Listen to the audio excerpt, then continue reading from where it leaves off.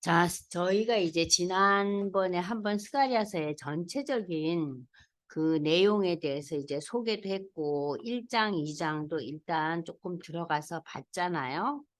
그럼 이제 약간 이제 다시 좀 정리를 하고 우리가 이제 계속 하기를 제가 원하는데, 이 학계 스가랴 말라기는 바벨론 포로기 이후에 유대 백성들이 돌아온 이후에 이제 그 살았던 선지자들의 기록이에요.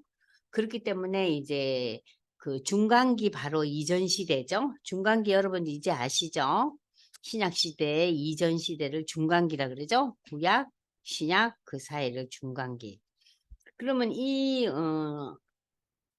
시대에 활동한 소선지자 가운데는 소선지서의 그 기록자들은 지난번에 읽었던 학계, 스가랴, 말락인데요. 그럼 학계와 스가랴는 거의 동일한 시대에 활동했던 선지자들이에요. 또 이 학계와 스가랴는 공통점이 뭡니까? 성전 건축. 건축이 중단됐잖아요. 사마리아인들의 방해로. 그래서 이 백성들이 아유 지금 때가 아니구나 하면서 미적거리고 있는 것을 학개와 스가랴가 아니다. 성전이 건축돼야지 너희의 모든 인생의 열매가 있다 그러잖아요. 그러면서 성전 건축을 완성하라는 게 학개와 스가랴의 중요한 그 예언서예요. 거기에 이제 오늘 우리가 지금 읽고 있는 스가랴는 성전 건축을 완성하라는 것과 함께 또 다른 메시지가 있어요. 그건 뭐냐면은 메시아에 대한 예언이에요. 그래서 이 스가랴서가 굉장히 깁니다. 그래서 이 스가랴서는 처음에 이제 그 성전 건축을 완성하라 그러면서 학개서보다 약간 스가랴서는 좀 강력한 메시지들이 나오죠. 그래서 너희가 회개해야 된다. 이렇게 미적거리고 있는 거에 대해서 회개를 이제 어, 내용을 이제 선포하면서 이 스가랴가 이제 그 하나님으로부터 그 특별한 그 환상을 체험하는 그 내용을 우리가 보았잖아요. 그래서 첫 번째 환상이 붉은 말을 탄 사람이 나타났다 그랬죠. 이 붉은 말을 탄 사람이 나타난 것은 뭐냐? 야, 성전 제거는 완성될 거야. 응? 그리고 이 붉은 말을 탄 사람이 나타난 이것은 이 성전 재건이 완성되면서 하나님께서 예루살렘에게 평안을 주실 거다 하는 그러한 그 환상이었고, 그리고 이 붉은 말을 탄 환상은 종말론적으로 보면은 재림의 날에 홍마를 타고 심판자로 오실 그 재림하실 예수님을 상징하고 있다. 그렇게 얘기 드렸죠. 그 다음에 네 뿔과 네 대장장이 얘기했죠. 뿔은 뭐를 얘기했어요? 역사적으로 그 당대에 그 전후 시대 때 유대와 이스라엘 백성들을 정복하고 괴롭혔던 자들. 그래서 우리가 보면은 뭐 아수르 또는 바벨론, 뭐 바사, 헬라도 될 수 있고 그 이전에 뭐 애굽이라든지 여러 유다를 힘들게 했던 그러한 그 열방들의 강력한 그 당대의 세력들을 뿔이라는 표현을 했고, 그럼 대장장이는 뭐냐? 그 뿔들을 멸망시키게 만들도록 하나님이 세우신 또 다른 민족들. 그래서 여러분들 이 바벨론을 누가 엎어요? 누가 정복해요? 바사가 하잖아요. 바사가 또 누가 해요? 헬라가 하잖아요. 그러니까 이 대장장이라는 것은 이 유대민족과 그 이스라엘이라는 이 공동체를 항상 힘들게 했던 세력들에 대해서 하나님께서 세워서 그들을 다 멸망시키는 또 다른 힘센 존재들을 대장장이라고 그랬어요. 그래서 하나님은 그 또 다른 더 큰 힘센 자들을 보내서 저들을 다 멸망시키고, 그래서 이 두 번째 환상을 통해서 이스라엘을 억압하는 어떠한 대적들도 하나님께서 심판하셨잖아요. 그러니까 우리가 지금 미루어 짐작할 수 있는 게 뭐예요? 하나님은 역사에서 항상 이 믿음의 사람들, 하나님의 선택된 백성들을 괴롭히고 그들을 계속해서 흔드는 민족들과 국가들은 어떻게 하겠어요? 멸망시켜요. 멸망시켜요. 그걸 이제 상징적으로 나타냅니다. 네 뿔과 네 대장장이. 그 다음에 측량자는 뭐예요? 측량줄이라는 것은 뭐예요? 그 우리가 집을 지을 때 이렇게 수직과 수평을 하면서 그 계산을 하는 거잖아요. 그래서 이 측량하는 자는 유다를 위해서 하나님께서 적극적으로 개입하셔서 심판하신다는 거. 그래서 그 측량하는 자는 곧 첫 번째 의미는 예수 그리스도를 의미하고, 그리고 이제 그 종말에는 예수의 재림까지 다 이렇게 의미한다. 그러니까 측량이라는 것은 하나님의 심판을 상징하는 겁니다. 그러니까 여러분들이 그 붉은 말 해놓고는 성경에다가 간단하게 써놓으세요. 성전재건이 완성된다는 거. 응? 그리고 네 뿔과 네 대장장이는 그 유대를 멸망시킨 나라들과 또 그 멸망시킨 나라를 다시 멸망시키도록 하는 하나님의 도구들. 그게 대장정이라 그랬죠. 그리고 측량자는 뭐예요? 결국은 하나님의 심판을 의미한다. 그래서 심판이 당대에 다 이루어지지 않는다고 해서 너희가 괴로워하고 너희가 실망하고 그냥 사람이 좀 이렇게 까발라지잖아요. 그죠? 근데 그러지 말라는 거예요. 하나님의 날이 임하고 결국에는 기쁨과 승리를 알려줄 것이다. 측량하는 자. 그 다음에 이제 대제사장 여호수아가 이제 3장에 나옵니다. 그래서 우리가 이제 3장부터 읽어볼까요? 대제사장 여호수아는 여호와의 천사 앞에 서고 사단은 그의 오른쪽에 서서 그를 대적하는 것을 여호와께서 내게 보이시리라. 하나님이 사탄에게 너를 책망하노라. 예루살렘을 택한 여호와께서 너 사탄을 책망할 거야. 그러면서 여호수아가 그런데 더러운 옷을 입고 천사 앞에 서 있는 거예요. 갑자기 환상 가운데서. 왜 여호수아가 더러운 옷을 입고 있어요? 여호수아가 이 백성의 지도자잖아요. 그죠? 대제사장인데 왜 더러운 옷을 입어요? 백성을 대표해서 이스라엘 백성의 죄를 상징적으로 나타나고 있는 거예요. 저들이 지금 어쩌고 있어요? 성전 건전을 중단하고 있잖아요. 응? 그러고는 그냥 차일피일하고 있는 거예요. 그러니까 이스라엘 백성의 불순종에 대한 그것을 상징하고 있어요. 여호와께서 자기 앞에 선자들에게 명령하사 그 더러운 옷을 벗기라. 또 여호수아에게 이르되 내가 네 제약을 다 제거해 버렸으니 너한테 아름다운 옷을 입히라. 이 아름다운 옷을 입힌다는 거는 뭐예요? 이제 성전이 완성된다는 거죠. 그래서 우리가 이제 이 프린트를 보시면은요, 여러분들 대제사장 여호수아 보세요. 40페이지. 자, 지금까지 우리가 그 환상을 네 뿔과 네 대장장이 붉은 말을 탄 사람 이런 거 다 봤는데 유다의 백성 전체를 가리키지만 네 번째 환상은 이제 포커스가 여호수아에게 맡겨져 있어요. 대제사장. 여호수아는 하나님의 심판대 앞에서 제 사함을 받고 존귀와 영광의 정결한 관을 받는다. 이는 대제사장의 지위가 회복되고 결국은 성전 재건이 다시금 시작되고 완성될 걸 시사한다. 또한 메시아 왕국에서 영적 제사장들인 성도들, 여기에는 제사장뿐만 아니라 모든 믿음의 성도들이 누릴 영광과 축복. 그러니까 우리가 종말에 우리 모든 믿음의 사람들이 생명의 면류관을 쓴다 그러잖아요. 예? 그것까지 다 상징적으로 나타내고 있다. 그래서 이제 여러분들이 보시면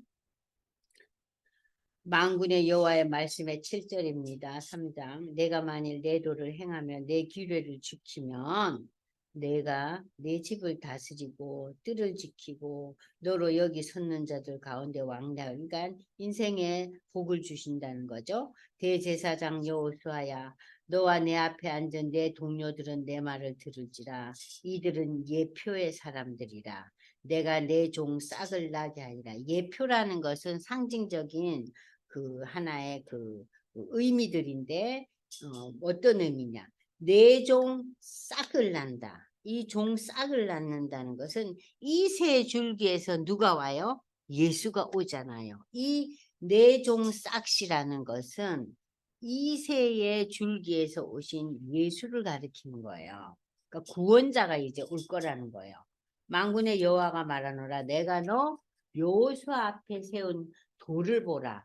한 돌이 7눈이 있다. 돌 안에 일곱 눈이 있대요.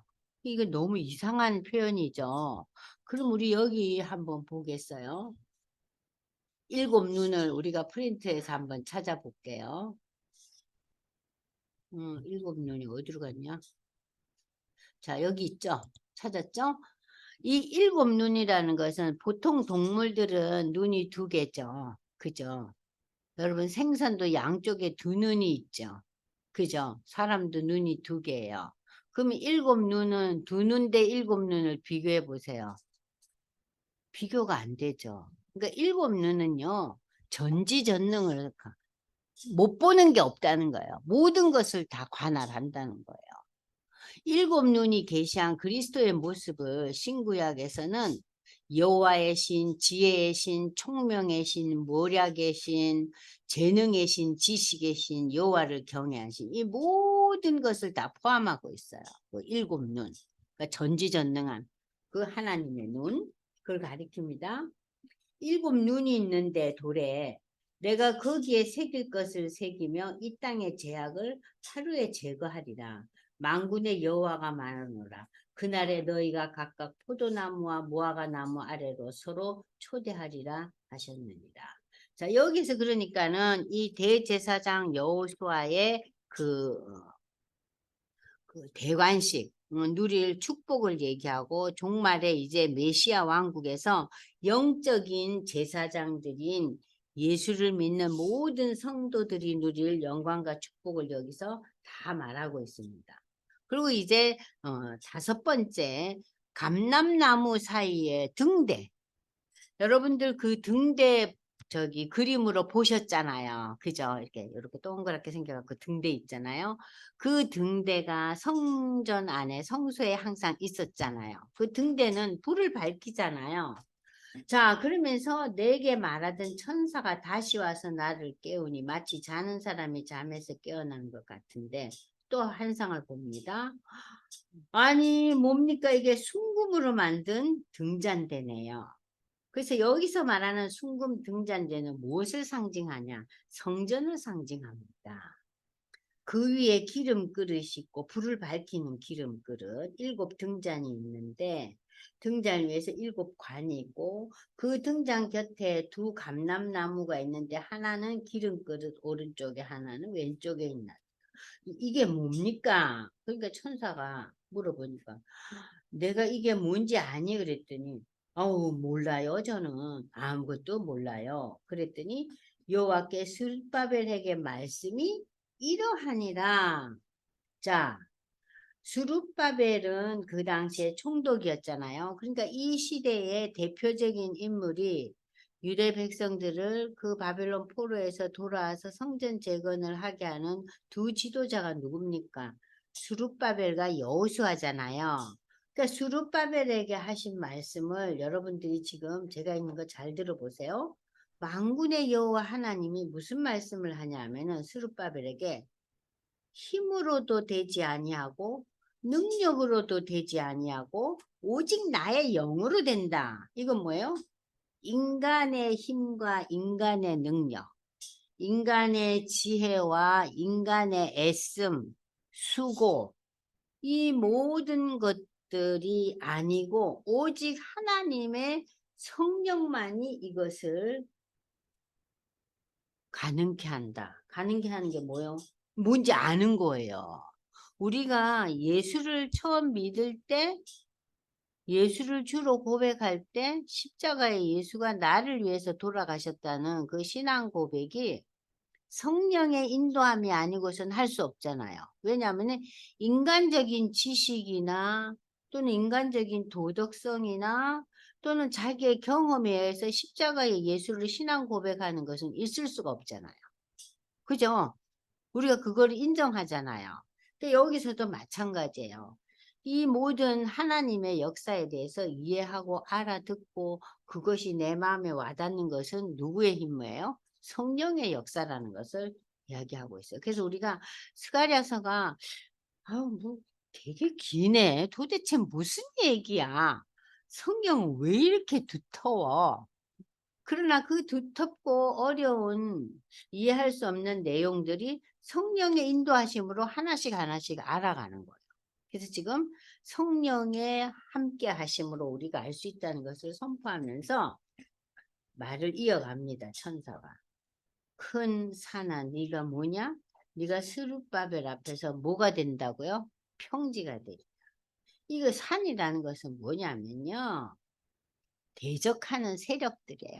지금 이 시대에 누가 대적했다 그랬어요? 사마리아인들이 와서 아이고 그거 져서 또 뭐 할 거냐? 응?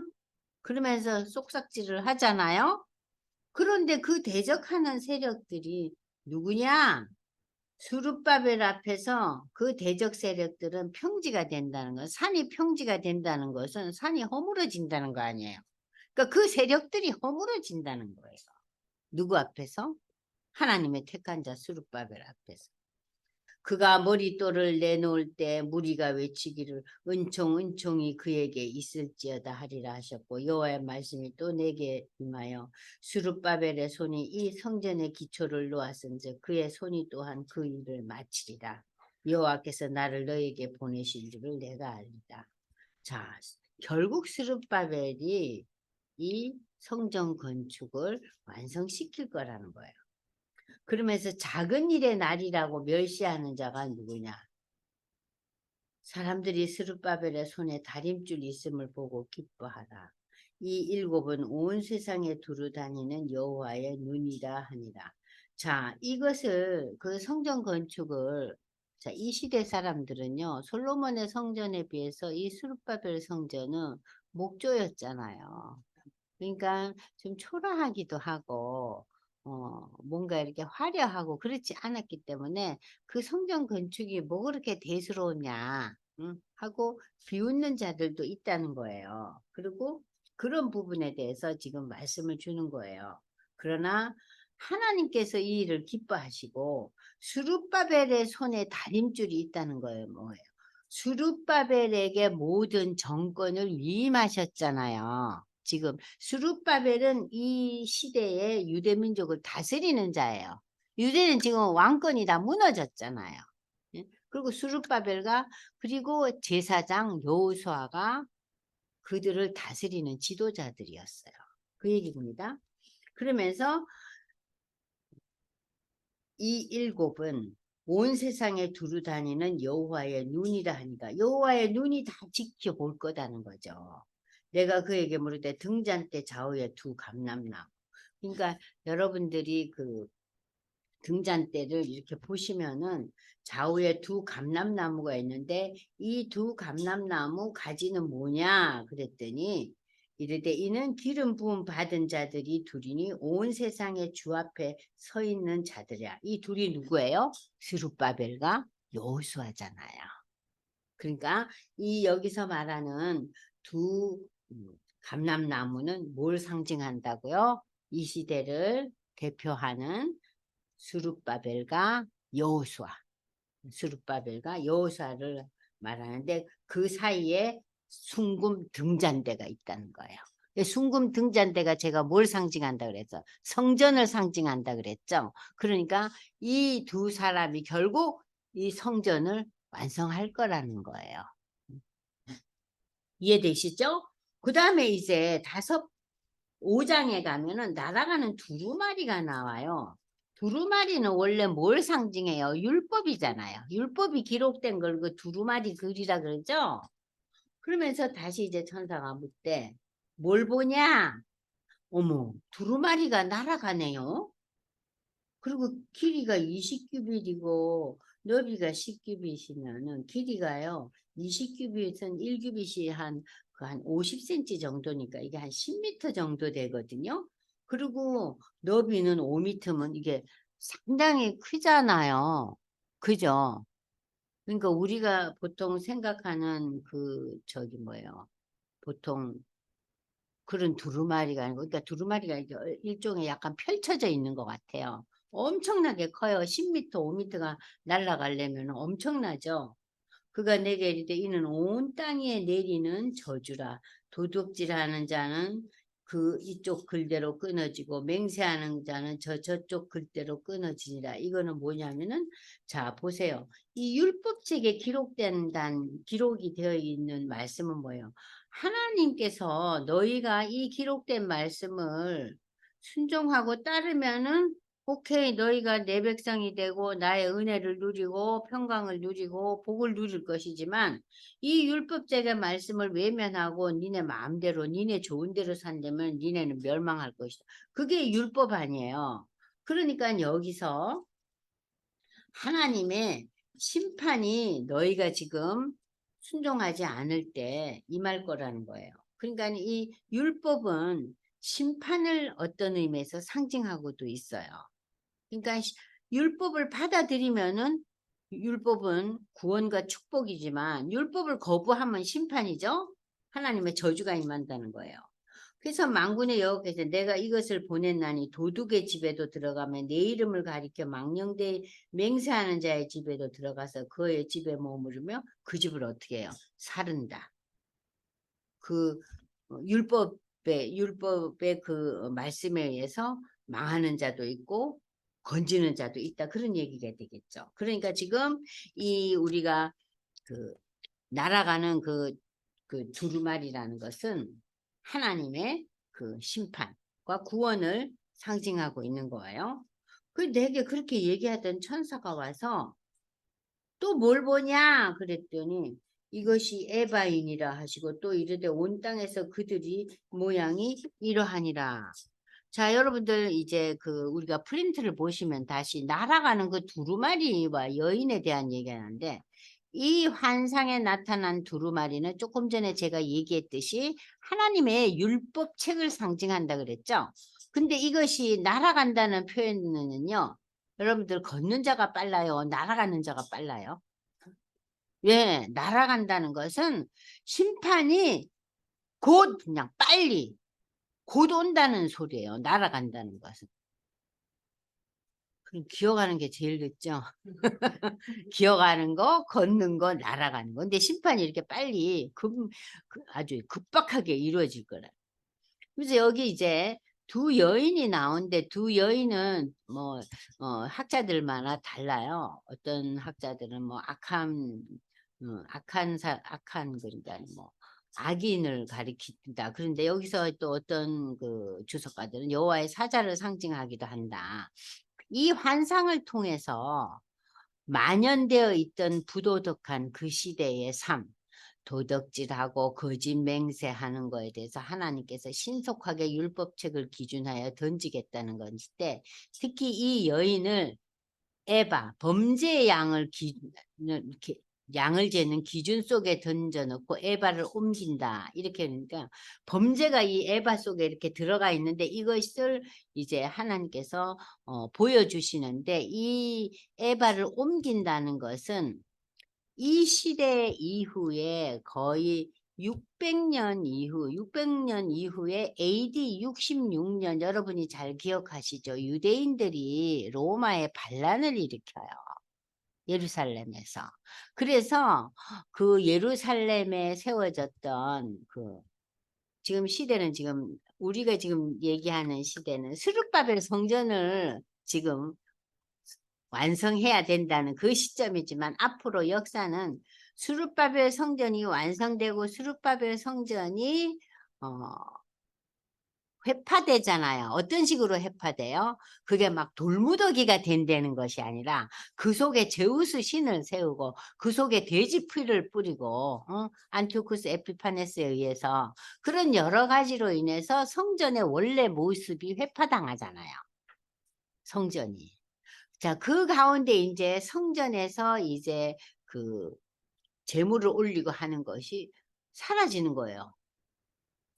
그 상황 속에서 지금 이제 신약에 와서 헤롯 대왕이 유대인들에게 환심을 살려고 이 성전을 다시 뭐라 그럴까요? 이건 재건축이라 그러나 리모델링이라 그러나 그런 식으로 해서 수십 년 동안 60 몇 년, 67년 동안 이걸 지어요. 그렇게 해서 간신히 이제 완성을 시켜 놨는데 지금부터 600년 후 유대인들이 반란을 일으켜서 로마 시대 때 이렇게 엄청난 돈과 노력을 기울여 세웠던 헤롯 대성전이 완전히 주저앉아서 돌무더기가 된단 말이에요.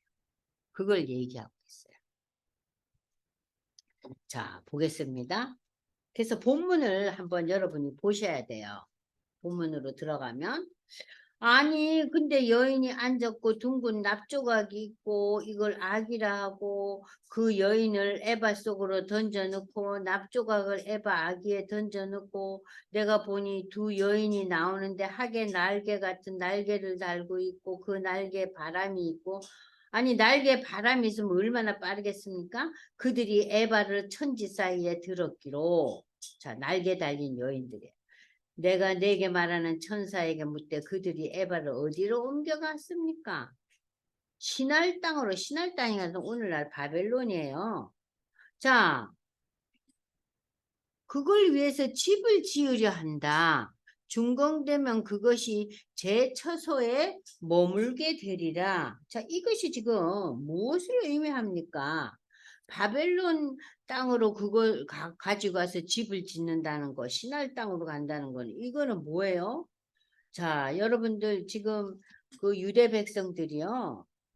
어디에 포로가 됐죠? 신할 저 평지 바벨론까지 잡혀갔잖아요. 그리고 지금 다시 돌아온 상태잖아요. 근데 그걸 위해서 집을 지으려 함이라 하는 것은 지금 이 역사 속에서 그 바벨론 포로가 되고 바벨론 포로가 되고 난 이후에 저들이 다시 와서 이 집을 짓고 이 집이 다시 또 더럽힘을 당하고 또 성전을 짓고 하지만은 이렇게 여러 가지를 왔다 갔다 하면서 역사가 흘러가지만 제 처소에 머물게 되리라 여기에 나오죠.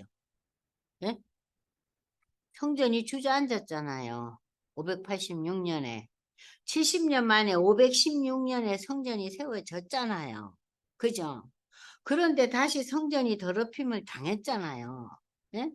그러고 난 뒤에 지금 AD 70년에 이 성전이 다시 주저앉아 버렸잖아요. 돌이 됐잖아요. 그런데 여기에서 제 처소에 결국은 머물게 되리라. 이건 뭐예요? 제 처소에 머물게 된다는 것은 종말에 이제 성전은 지구상에 없잖아요. 지금 오늘날 이 신약 시대 이후에도. 근데 예수님이 오셔서 성전이라 그러잖아요. 그리고 예수님이 성전이라 그러면서 바울은 뭐라 그래요? 성령이 거하는 너희가 성전이라 그러잖아요. 그리고 이제 계시록에 오면은 새하늘과 새 땅에 있는 모든 믿음의 사람들과 그 하나님의 그 모든 것이 떠 있는 그거 전체를 가리켜서 다 성전이라 그랬잖아요. 계시록에 와서. 뭐예요, 여기서? 제 처소에 머물게 될 거다, 결국은. 아시겠죠? 이해가 되셨어요? 네. 그러니까 역사 속에서 우리는, 그러니까 여러분들이 여기에서 많은 것을 의미하고 있어요. 그러니까 이 여인들이 죄가 담긴 그 통에서 들어갔다 나왔다 하는 이 모든 것들은 우리가 그냥 이런 환상을 보면 아니 저거 뭐 하는 짓이야? 아, 에바라는 거 제 무게를 단다 그랬으면은 이 솔로몬의 성전, 스룹바벨 성전, 그리고 헤롯 성전, 그리고 예수님이 성전, 믿음의 사람들이 성전, 종말에 새하늘과 새똥에서의 모든 성도들과 하나님, 그걸 가리켜서 성전이라 그랬는데, 이런 역사적인 흐름 속에서 결국 이제 제자리로 찾아간다는 그 의미를 상징적으로 나타내고 있어요. 자, 내가 또 병거 보니까 뭐가 나타나요? 네 병거. 근데 붉은 말, 검은 말, 흰 말, 넷째 말. 이 병거라는 것은요, 하나님을 그 심판을 집행하는 그 하나의 역할을 얘기하는데, 자, 보세요. 천사가 하늘에 내 바람을 타고 뭐, 병거는요, 말 하나가 아니고 말 여러 개가, 여러분들 저 배너 보면은 전차 나오죠. 그 전차가 병거예요. 그럼 배너가 그 병거 하나에다가 말들을 여러 개 달잖아요. 그리고 배너가 거기에 서 있죠. 그러한 전차가 지금 4개 있다는 얘기예요. 아시겠죠? 상상이 되죠? 그러니까는 무슨 장군이 좋은 말을 타고 이렇게 앞에 흑마다 붉은마다 그거하고 달라. 이건 전차예요. 그러니까 여러 마리 이 하나를 이제 타고 이제 가는 거예요. 전차를. 병거라 그러죠, 이것을. 자, 하늘에 내 바람인데 온 세상의 주 앞에 서 있다가 나가는 것이다. 검은 말은 북쪽, 흰 말은 그 뒤로, 어룽진 말은 남쪽, 건장한 말은 땅에 두루 다니고자 하니, 너희는 여기서 나가서 땅에 두루 다니라 하며 곧 땅에 두루 다니더라. 그가 내게 외쳐 말하되 북쪽으로 나갈 자들이 북쪽에서 내 영을 쉬게 하였느니라 하더라. 자, 여기에서 이 말들에 대한 얘기를 여러분들 프린트를 한번 보세요. 이 네 병거, 네 전차는 하나님의 심판과 저주를 집행하는 천사들을 상징하며 흑마, 홍마, 백마, 아롱지고 건장한 말들은 결국은 뭘 얘기하느냐? 하나님의 심판 도구다. 홍마는 빨간 말이죠. 전쟁과 피 흘림을. 흑마는 공고와 슬픔을. 백마는 승리와 번영을. 땅에 두루 다니는 건장한 말은 심판을 상징한다. 이 네 병거를 통해 열방을 향한 하나님의 심판이 완결되는데 이는 하나님 나라의 완성을 의미한다.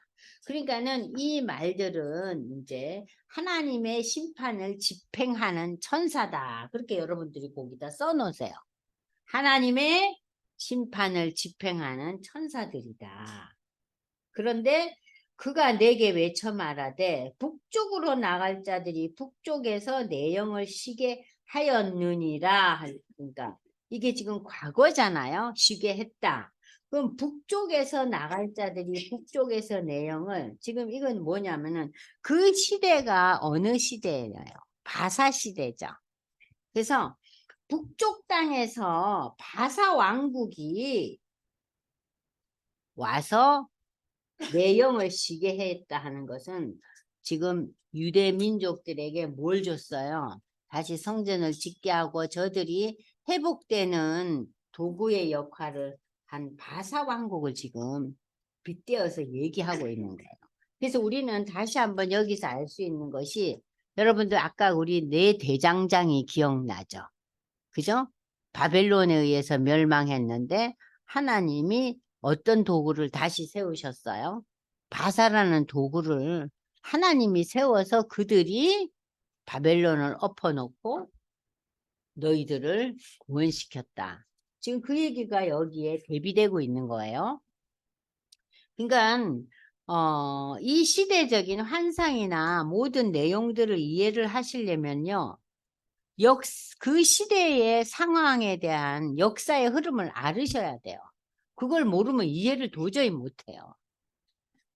자, 그 다음에 사로잡힌 자 가운데서 바벨론에서부터 돌아온 헬데아, 도비아, 여디아, 스바데 아들 요시아의 집에 너는 이날에 그 집에 들어가서 그들에게서 봤대.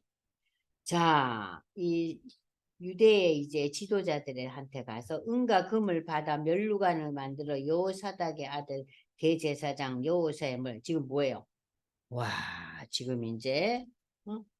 머리에다가 이 금은 면류관을 씌우고 만군의 여호와께서 이가 보라 싹이라 이름하는 사람이 자기 곳에서 돋아나서 여호와의 전을 건축하리라.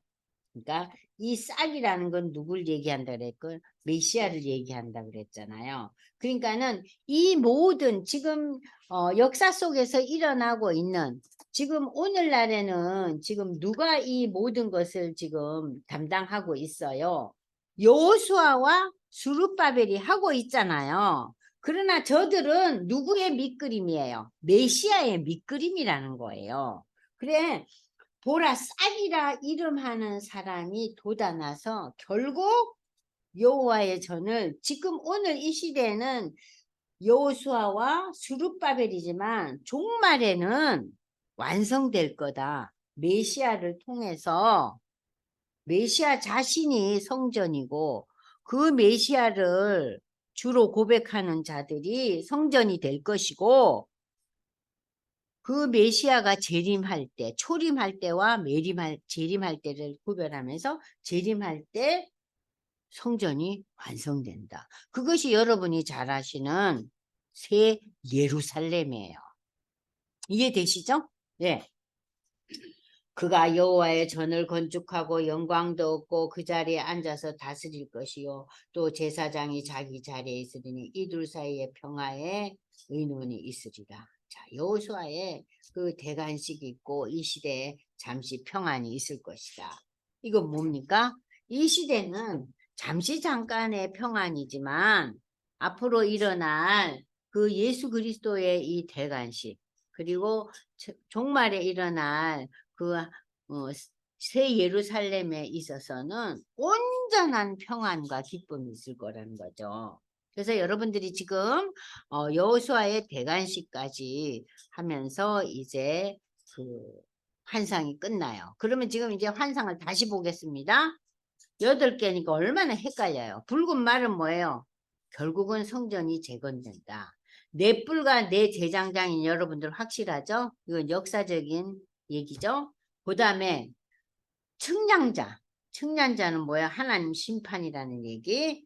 그 다음에 대제사장 여호수아는 뭐냐? 성전이 완성되고 결국은 이 대제사장 여호수아는 누구의 밑그림이에요? 메시아의 밑그림이라 그랬잖아요.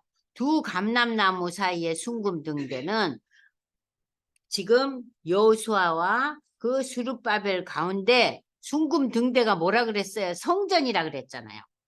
그래서 이 두 사람의 그 지도와 인도함으로 성전이 이렇게 질 거란 얘기죠. 그죠? 그 다음에 날아가는 두루마리와 두 여인은 뭡니까? 두루마리 하나님의 그 말씀이 그 말씀은 심판을 상징한다 그랬죠. 말씀에 순종하지 않는 자에게는 심판이 오고 말씀에 순종하는 자에는 구원과 기쁨이 오잖아요. 날아간다는 거 임박한 하나님 심판이 온다는 거예요. 그 두 여인은 뭐예요? 그 역사 속에서 율법책을 기준해 가지고 그 죄의 양을 다뤄보니까 얘네들이 결국은 어디로 옮겨져요? 다 사그라져. 그 사그라지는 얘기가 600년 이후 얘기죠. 그죠? AD 70년. 응? AD 70년 성전이 다 망조가 나는 거. 응? 그걸까지 이제 얘기하고 내 병거는 뭐예요? 하나님의 심판 도구인 그 천사들이 나타나잖아요. 그 얘기. 이 내 병거를 통해 하나님은 심판을 한다 그랬잖아요. 그래서 여러분들 홍마는 전쟁과 피 흘림을 흑마는 공고와 아픔과 슬픔을 백마는 승리와 번영을 땅에 두루다니는 건장한 말은 하나님의 심판. 이것이 우리 인생이에요. 이 내 뱅거가. 응? 그리고 이제 여호수아의 대관식은 결국 이 시대로 말하면 성전의 그 완공이지만 종말론적으로는 뭐예요? 예수의 초림과 예수의 재림 그리고 우리 모두가 들림받아서 하나님의 나라에서 새 예루살렘에 있는 그 모든 것을 상징적으로 나타낸다. 이해가 되셨어요? 좀 아시겠어요? 네. 근데 들을 때는 다 아는 것 같아요. 근데 돌아서면 또 잊어먹어요. 그러니까 여러분들이 이 전체를 다 하나하나 체크하고 알려고 하지 말고 주요 타이틀만 아세요. 그러니까 첫 번째 환상은 뭐냐, 두 번째 환상은 뭐냐, 이 환상의 결론이 뭐냐. 그러니까 결국은 여호수아의 대관식을 통해서 이 환상을 통해서 결국은 무엇을 조명하고 있습니까? 메시아의 초림과 메시아 예수의 재림. 그때 최고의 대관식이 일어나는 거 아니에요. 그죠? 자, 그리고 이제 여러분들이 보시면은 이제 7장에 금식에 대한 얘기를 나옵니다. 자, 만군의 여호와의 제사장들과 선지자들에게 물어 이르되 여러 해 동안 행한 대로 5월 중에 울며 근신하리이까 하며. 여러분, 금식은 근신의 의미를 상징하고 있잖아요. 그죠? 애통해하고. 그런데 이 사람네들이 너희가 지난 70년 동안 다섯째 달, 일곱째 달에 금식하고 애통을 했지만 그 금식이 하나님을 위해서 한 거냐? 아니라는 거죠. 너희들은 지금 그 70년 동안 너희들이 슬퍼하고 금식하며 기도한 것은 형식에만 치우쳤다. 마음이 없었다는 거예요. 어? 마음이 없었다는 거예요. 그냥 형식적으로 금식하고 기도했지 나를 위해서 한 게 아니다. 어? 너희가 먹고 마실 때 그것을 너희를 위하여 먹고 너희를 위하여 마시는 것이 아니냐. 고린도전서 여러분 10장 31절에 바울은 뭐라고 너희는 무엇을 하든지 먹든지 마시든지 그 모든 것의 결론은 하나님의 영광을 위해서 하라 그랬잖아요. 그러니까 우리가 도적질해서 먹으면 되겠어요? 절대로 안 되는 거죠. 어? 그죠? 그러니까 여기서 지금 얘기하는 것이 뭐 금식을 한다든지 우리가 일상적인 삶을 산다는 거 이거 자체가 하나님을 바라보면서 해야 된다. 그렇지 않을 때 우리의 삶이 깨진다는 거예요. 하나님을 바라보고 할 때 우리의 삶이 윤리와 도덕이 결실을 맺는다는 얘기입니다. 그래서 신앙은 항상 제가 그러잖아요. 신앙은 예수신앙 고백이 먼저예요. 그 예수신앙 고백의 삶의 열매가 윤리와 도덕이에요. 근데 얘네들이 이렇게 형식적으로 금식하고 그리고 내좋으려고 먹고 마시는데 얘네들의 삶에 무슨 열매가 있었겠어요? 당연한 거죠. 보십시오. 그래서 8절이 지금 그거예요.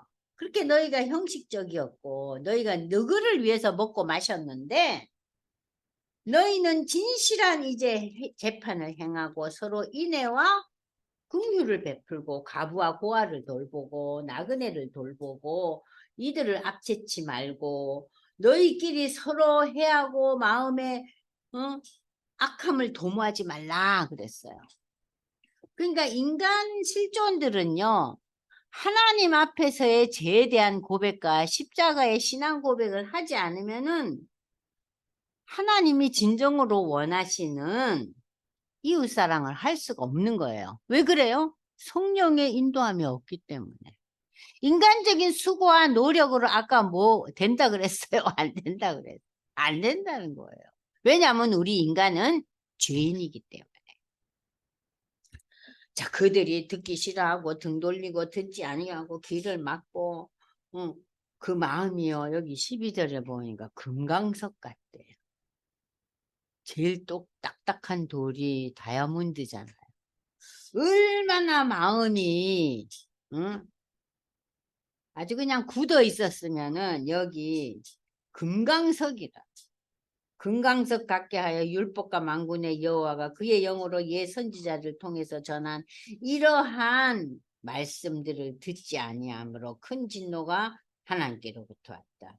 불러도 듣지 아니한 것처럼 그들이 불러도 나도 듣지 않을 거야. 내가 그들을 바람으로 불어 알지 못하던 여러 나라에 흩었다. 그 후에 이 땅이 황폐하여 오고 가는 사람이 없었나니 이는 그들이 아름다운 땅을 황폐하게 하였습니다. 여러분들 이 아름다운 땅이라는 것은 저들의 땅 가나안 땅이에요.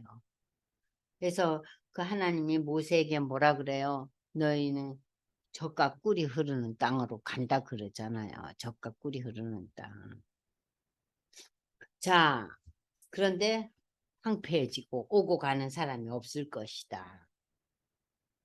근데 지금 예루살렘은 굉장히 아름답고 열매를 많이 맺고 거기에 참 잘 해놨어요. 근데 원래는 역사적으로 그 땅이 굉장히 황폐했는데 이 사람네들이 그 여러 가지 그 수로나 이런 걸 잘해가지고 그리고 또 유대인들이 상당히 지혜롭고 나름대로 열심히 사는 사람들이잖아요. 장사를 해도 유대인들하고 장사하면 머리가 아프다 그러잖아요. 어찌나 열심히 자기의 이익을 추구하는지. 그래서 이제 많이 좋아졌지만 그러나 그 예루살렘의 그 땅에 대해서 지금도 영적으로는 아직 황폐해 있죠. 자, 그래서 이제 8장에는 이스라엘의 회복에 대한 약속이 나옵니다. 지금 땅이 황폐해 있었지만, 그죠? 황폐에다 동그라미 해놓으세요. 황폐했는데 하나님이 8장에 가서 회복을 약속하셨어요. 나는 시온을 위하여 크게 질투하여 그를 위하여 크게 분노함으로 질투하느라. 자, 이것은 뭐예요? 하나님이 이 시온 누구를 말해? 예루살렘이잖아요. 유대 땅이잖아요. 그들을 위해서 질투한다는 건 뭐예요? 그를 위해서 분노함으로 질투한다. 이건 뭐예요? 하나님이 저들을 부르셨잖아요. 내 백성으로 삼으셨잖아요. 근데 그들이 툭 하면은 딴 길로 가고 말씀에서 등을 돌렸잖아요. 자, 내가 시온에 돌아와 예루살렘 가운데 거하리니 예루살렘은 진리의 성읍이라 일컫겠고 만군의 여호와의 산은 성산이 되리라. 결국은 된다는 거예요. 그래서 늙은 자, 젊은 자들이 다시 막 사람이 많아지고 성읍에 소년이 가득하고 야, 만군의 여호와가 이같이 이 일이 그날에 남은 백성의 눈에 기하려니라. 내 눈에는 하나도 기할 게 없다. 당연하다. 하나의 축복이 임한다는 거예요. 만군의 여호와여, 내가 내 백성을 해가 뜨는 땅과 해가 지는 땅에서 구원하고 인도하여다가 예루살렘 가운데 거주해서 내 백성 되고 진리와 공의로 그들의 하나님이 되리라. 자, 이거 마치 우리가 십계명 주기 전에 이스라엘 백성들에게 하시는 하나님 말씀 같잖아요. 너희 내 백성이 되리라. 응? 만군의 여호와 이거라. 만군의 여호와의 집 곧 성전을 건축하려고 그 지대를 쌓던 날에 있었던 선지자들의 입의 말을 이날에 듣는 너희 손을 견고히 할지어다. 너희가 이제는 옆에 이웃들이 와서 흔들어도 손을 견고히 하라는 것은 담대하라는 거예요. 담대하라.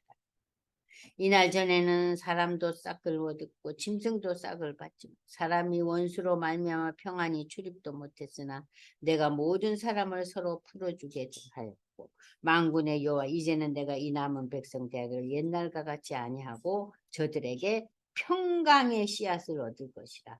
포도나무가 열매를 맺고 땅이 산물을 얻고 하늘은 이슬을 내리느니 내가 이 남은 백성으로 이 모든 것을 누리하자. 자, 평강과 열매를 주시겠다는 거예요. 그래서 유다야 이스라엘아 너희가 이방인 가운데 저주가 되었으나 이제는 내가 너희를 구원하여 너희가 복이 되리라. 이제 내가 다시 예루살렘 유다 족속에게 은혜를 베풀기로 뜻하였나니 너희는 두려워 말라. 자, 이 시대 사람들에게 이것은 두려워 말고 성전 건축을 하라. 너희가 행한 일은 이라. 너희는 그래서 성전을 건축하고 너희가 하나님의 그 선지자의 말씀에 순종하면은 너희가 이웃과 더불어 진리를 말하며 하나님의 말씀을 말하며 너희 성문에서 진실하고 합평한 재판을 뵙고 이건 뭐예요? 저희가 윤리와 도덕이 회복된 열매 맺는 삶을 말하는 거죠. 그죠? 마음에 서로 해하기를 도모치 말고 거짓 맹세를 좋아 말고 이 모든 일은 내가 미워하는 일. 만군의 여호와의 말씀이 되게 만군의 넷째 달의 금식과 다섯째 달의 금식과 일곱째 달의 금식과 열째 달의 금식이 변하여 유다 족속에게 기쁨과 즐거움과 희락의 즐기들이 되리니 오직 너희는 진리와 화평을 사랑할지니라.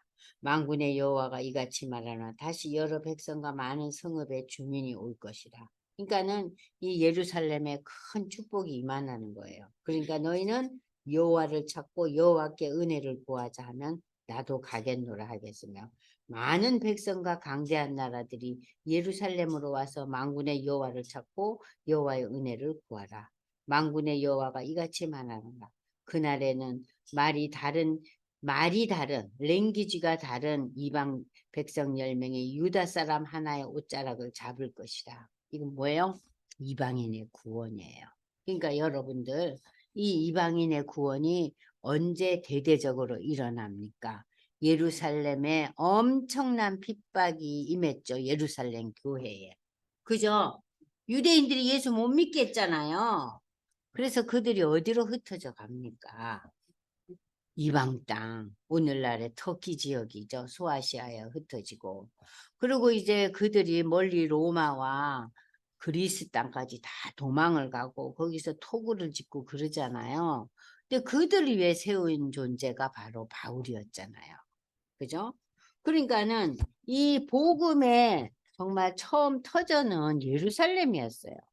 그죠? 예루살렘에서 유대와 온 그야말로 소아시아와 땅끝까지 이제 이르게 된다는 그 얘기가 지금 23절에 나타나고 있죠. 그래서 이스라엘이 이제 신약 시대에 와서 복음의 거점이 되잖아요. 그러나 복음의 거점이 되지만 유대인의 대부분의 사람들은 예수를 믿지 않았어요. 그죠? 그래서 결국 종말에 유대 백성들이 예수를 받아들일 때 예수님이 오신다는 거 아니에요. 예, 예수의 재림이 온다는 거 아니에요. 그러니까 여러분들이 예수의 재림이라는 이 단어를 너무 어렵게 생각하실 게 없어요. 예수의 재림이라는 그런 단어는 무슨 이상한 저기 거짓 선지자나 무슨 이상한 이단들만 말하는 거 아니에요. 기독교 역사의 마지막이 예수의 재림과 우리의 그 하나님 나라를 다 간다는 그거거든요. 자, 그래서 이제 드디어 이제 우리는 9장으로 갑니다. 자, 9장의 얘기는 또 무엇인가? 구원을 베풀 왕에 대한 얘기가 이제 여기 나오는데 여러분들 여기 보면은 여호와의 말씀에 이제 두로는 자기를 위해서 요새를 건축하고 두로가 시돈과 두로가 해상 무역이 왕성했다고 제가 설명드렸잖아요. 그러다 보니 돈이 많고 상업 요충지가 되다 보니까 저들이 엄청 잘난 척을 했어요. 그래서 하나님이 이 두로와 시돈을 다 쓸어버렸잖아요. 그죠? 두로와 시돈이 지금 오늘날은 아무것도 없어요. 그래서 주께서 그를 정복하시고 그의 권세를 바다에 쳐넣고 불에 삼킨다. 역사적으로 이루어졌어요. 어? 그러니까 우리가 사실 엄청난 부와 또는 세상의 권세와 여러 많은 것들을 누리고 형통한 삶을 산다는 것 자체에 대해서 좋은 일이죠. 그러나 거기에 심취돼서 헤어나지 못하면 그것은 뭐예요? 그것은 완전히 여기서 뭐라 그래요? 심판의 불덩어리. 그 속에서 헤어나지 못하고 그것을 계속해서 누리기 위해서 그야말로 발광을 하는 거 아니에요. 내가 더 벌어야 되겠다. 더 가져야 되겠다. 응? 그건 다 하나님께서 바다에 쳐넣고 불에 삼킨대요. 아유 무시라. 아스글론, 가사, 에글론 이게 전부 다 블레셋의 가사, 아스글론, 아스돗 이게 전부 다 그 블레셋의 그 유명한 그 도성들이에요. 그것들이 전부 다 이 유대 백성들을 역사적으로 힘들게 했잖아요. 그때 하나님께서 아스돌에는 북쪽이 거주하고 내가 블레셋 사람의 교만을 끊고 그의 입에서 그의 피를 그의 이빨 사이에서 가정한 것을 다 제거하고 그들이 남아서 우리 하나님께로 돌아와서 유다의 한 지도자같이 되겠고 에글론은 여부스 사람. 자, 그러면 이렇게 이방 사람들이 하나님을 외면하고 우상을 섬겼지만 그들도 종말에는 하나님께 돌아와서 이렇게 유다의 한 지도자같이 되겠고, 그러나 에글론은 여부스같이 된다. 그러니까 여부스는 뭐냐면요, 이 예루살렘에 거주했던 가나안 족속들인데 솔로몬이 그 성전을 건축할 때 그 여부스 사람들을 데려다가 노예로 썼어요. 왜냐하면 너무 일손이 부족하기 때문에. 그 이웃에 있는 다른 민족들을 노예로 잡아다가 썼어요. 그러면은 자 보십시오. 이방 사람들 중에는 이렇게 유다의 한 지도자같이도 돼요. 지금 우리나라의 많은 선교사들 중에 일부가 어디에 가 있어요? 이스라엘에 가 있어요. 응. 근데 이스라엘에 가 있는데 그들이 목사나 선교사로 가 있지 않아요. 자기 직업이 다 있어요. 그래서 복음을 전하고 있어요. 복음 전하고 있어요. 놀라운 일이죠? 그러니까는 이렇게 이방인들이 지도자가 되고, 그러나 어떤 사람은 또 어때요? 노예가 될 거다. 자, 내가 내 집을 둘러 진을 쳐서 적군을 막아 거기 왕래하지 못하게 할 거다. 자, 포악한 자가 다시는 그 지경으로 지나가지 이는 내가 눈으로 친히 봅니다. 여기 여러분들 스가랴 9장 9절에 빨간 걸로 이렇게 9절 10절을 이렇게 표시를 해 놓으세요. 자, 보시면 어디서 듣던 내용일 거예요. 시온에 따라 크게 기뻐하라. 예루살렘에 따라 즐거이 불러라.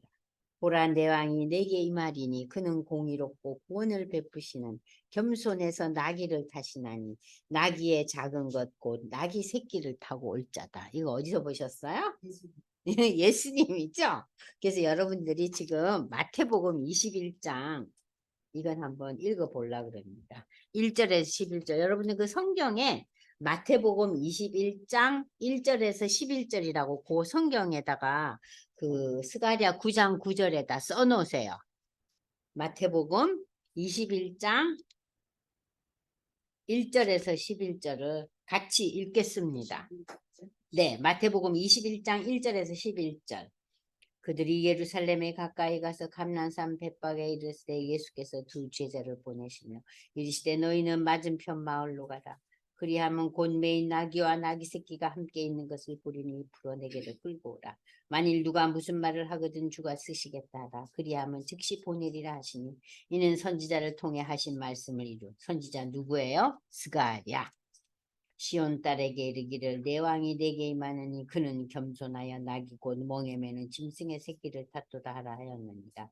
제자들이 가서 예수께서 명하신 대로 하여 나귀와 나귀 새끼를 끌고 와서 자기들의 겉옷을 그 위에 얹으며 예수께서 그 위에 타시니 무리의 대다수는 그들의 겉옷을 길에 펴고 다른 이들은 나뭇가지를 베어 길에 펴고 앞에서 가고 뒤에서 따르는 무리가 소리 높여 이르되 호산나 다윗의 자손이여 찬송하리로다.